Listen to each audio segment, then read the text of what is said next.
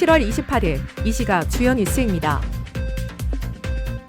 코스피는 외국인 대규모 매도로 장중 큰 폭으로 하락해 1차 지지선이 5천선 내외로 제시됐습니다.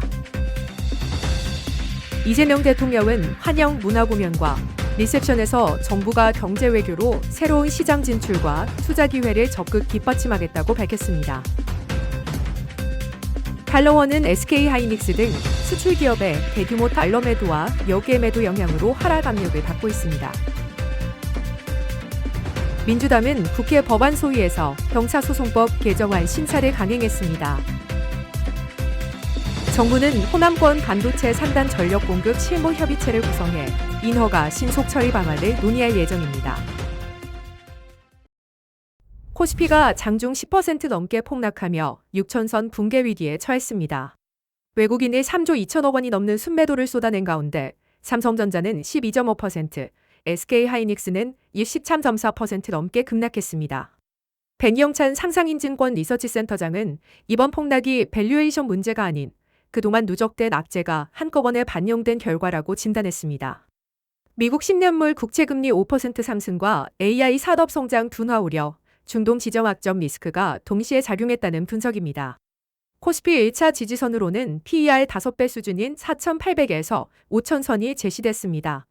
수익률이 높은 투자자는 일부 물량을 정리해 현금을 확보하고 최근 매수에 손실 중인 투자자는 투매에 동참하지 말고 시장을 차분히 지켜볼 것을 권고했습니다. 브라질을 국빈 방문 중인 이재명 대통령이 룰라 다시우바 대통령이 마련한 환영 리셉션에 참석해 경제협력 확대 의지를 밝혔습니다. 이 대통령과 김혜경 여사는 27일 현지 시간 브라질 외교부 청사인 이타마라치궁에서 열린 환영 행사에 참석했습니다. 이타마라치궁은 유네스코 세계문화유산으로 등재된 브라질 외교의 상징적 공간입니다. 이번 행사에는 포스코홀딩스, 삼성전자, 대한항공, 한국, 항공우주산업 등 양국 경제협력을 이끌 주요 기업인 13명도 함께 초청됐습니다. 이 대통령은 기업인들과 만나 정부가 경제 외교를 통해 새로운 시장 진출과 투자 기회 창출을 적극 뒷받침하겠다고 강조했습니다. 행사에서는 브라질 보컬리스트 파울라 리마와 한국계 성악가 다니엘 리가 삼바와 보사노바를 선보이며 양국의 우정을 기념했습니다.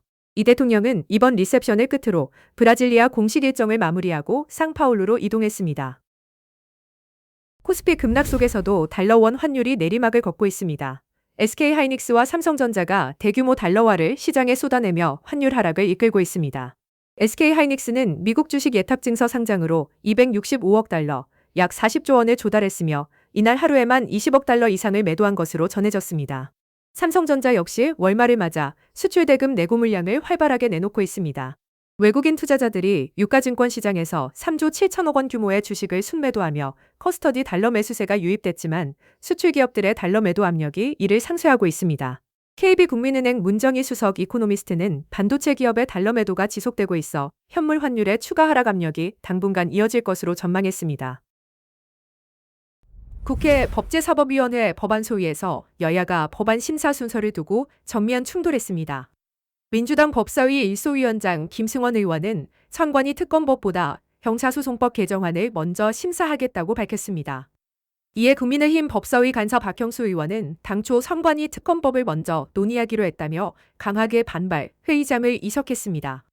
박 의원은 이 형소법 논의가 파행될 경우 특검법 심사 자체가 불가능해질 수 있다고 우려했습니다. 국민의힘이 퇴장한 가운데 범여권 의원들은 형소법 개정안 심사를 강행했습니다. 민주당 김용민 의원은 공소청 설치와 검찰청 폐지가 10월 2일로 확정된 만큼 형소법을 하루빨리 입법 마무리해야 한다고 강조했습니다. 민주당은 오후 소위에서도 법안 심사를 이어간다는 입장입니다. 정부가 삼성전자와 SK하이닉스가 참여하는 호남권 반도체 산업단지 전력공급 실무협의체 구성에 본격 착수했습니다. 기후에너지환경부는 29일 호남권 반도체 산단 전력공급 실무협의체 착수회의를 개최한다고 밝혔습니다. 이번 협의체에는 전남 광주 통합특별시, 한국전력공사, 삼성전자, SK하이닉스가 함께 참여합니다. 지난 16일 기후에너지환경부와 전남 광주 통합특별시, 한전이 전력공급 방안을 논의한 데 이어 1단계 공급선로 적기 구축을 목표로 한 잠정안을 마련한 후속 조치입니다. 착수회의에서는 1단계 공급선로 구축기간 단축을 위한 지방정부와 뉴욕환경청의 인허가 협조 사안이 집중 논의됩니다. 정부는 앞으로 실무협의체를 통해 기관 간 협의와 인허가 신속 처리 방안을 지속적으로 추진할 계획입니다.